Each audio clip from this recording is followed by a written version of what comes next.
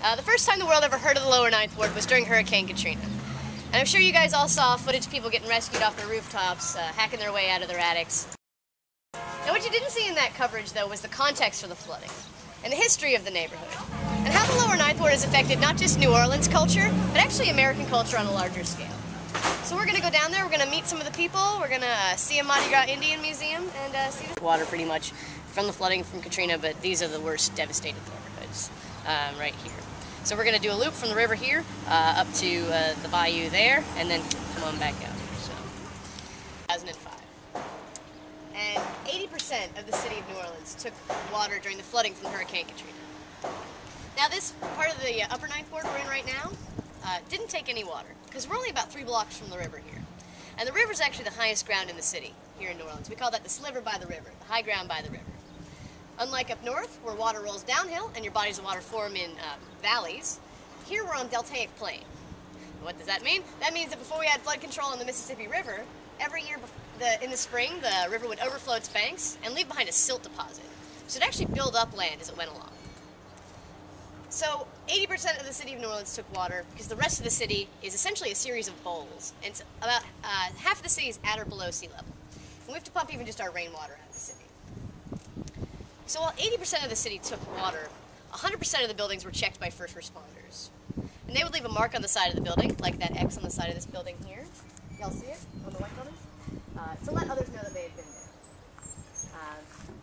On the top of that X, they'll have the date, generally. That's 6th of September. So keeping in mind that the storm was on the 29th of August, you're not seeing anybody checking this neighborhood right here for almost a week, for over a week after the storm. The emergency response was just so incredibly slow from Hurricane Katrina.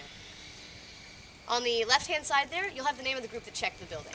So TX1, probably Texas First National Guard. A lot of National Guard from Texas, Florida, Arizona, who were checking these buildings.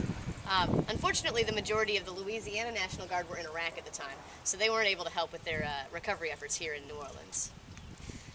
On the right-hand side there, it says NE. That means no entry. It means they came, they knocked on the door, they looked in the window. Pretty much we're assuming at that point everyone had left a week later or more. They're checking buildings to make sure people who couldn't evacuate, say elderly folks or people with illnesses, weren't trapped in their houses. Some people had no means of getting out of the city.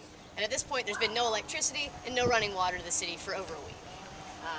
And if you have medication that you need to get, if you're on an oxygen tank or anything like that, things could have gotten pretty bad for you. So any, no entry. And on the bottom there, unfortunately, they're not just looking for survivors. They're also looking for bodies. So you'll have your body count listed there if there is going to be any at all. Now you won't see anything but a 0 or a blank at this point, 5.5 years later. It's not anything that anybody wants to look at, any number but 0 or blank.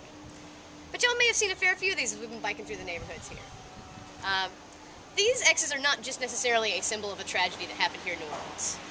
They're also a symbol of rebirth to a lot of people, a symbol of survival. The city of New Orleans from Hurricane Katrina, that flooding here is not a natural disaster. That flooding from Hurricane Katrina here in the city of New Orleans is completely and totally a man-made disaster. The flood walls that affected us here in the lower Ninth Ward are on the Industrial Canal, on the other side of that bridge we crossed, and we'll see them a little later in the tour. Those flood walls were designed by the Army Corps of Engineers, theoretically to withstand a Category 3 hurricane directly hitting the city of New Orleans. Hurricane Katrina never hit the city of New Orleans. She's only a Category 1 when she made landfall elsewhere, and that water never overtopped the flood walls before they broke. It is the worst civil engineering disaster in American history. Do y'all have any questions so far?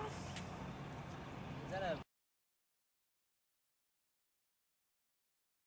a vocal and say we're part of the city of New Orleans and we're not going to be that smaller footprint that y'all talking about? That we own these family homes down here. Whether they were sitting in the street laying on their side, it was ours. And we fighting the battle up until now.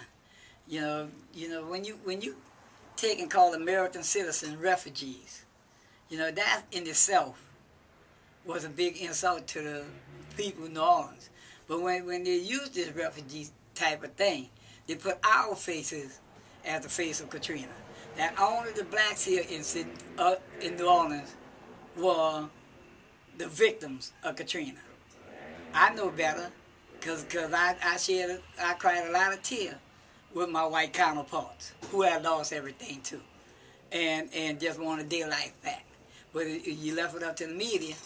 Katrina only did it to the black people, you know, and you know, by us being homeowners down here, and you know, our parents and grandparents built this community in the 30s and 40s and 50s. They came out of those little country towns surrounding New Orleans, and they made a life here in the big city. They came looking for prosperity out of the sugar cane fields and cotton fields, and this was ours. You know, we were divided by that canal from the rest of the world, and you know, bounded by the river and the marshlands back there. But it was our way of life, you know, and it was somewhat of a small country town way of life. Because when I was growing up down here, they didn't have many sidewalks down here. They didn't have big old views.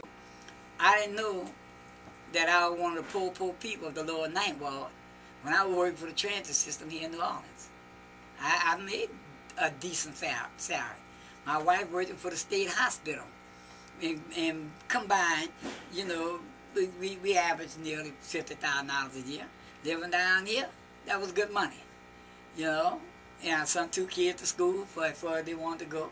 One went to cosmetology school because he always was cutting people hair in my kitchen and everything. Also, when he graduated from high school, he formed him a career. The other one played music. So when he got tired of playing music, he went to Southern Baton Rouge and Southern University in Baton Rouge and played in their great band for a couple of years. And then he came back home and felt he would go gifts to New Orleans. And I told him, listen, he's a manager of an upscale nightclub here in New Orleans called Club Envy and stuff. But I'm saying all this to say, I'm a product of the lower Ninth Ward. You know, and all that they put out about us. Yes, we had any urban problem that any urban city have in the United States. But we had those other things too, family values. You know, wanting to live the American dream. I bought my house, you know, I raised my kids, sent them to school, and I had a Cadillac in my driveway, which I still have. But that's what they say was the American dream of that time. But for what the media portrayed us as,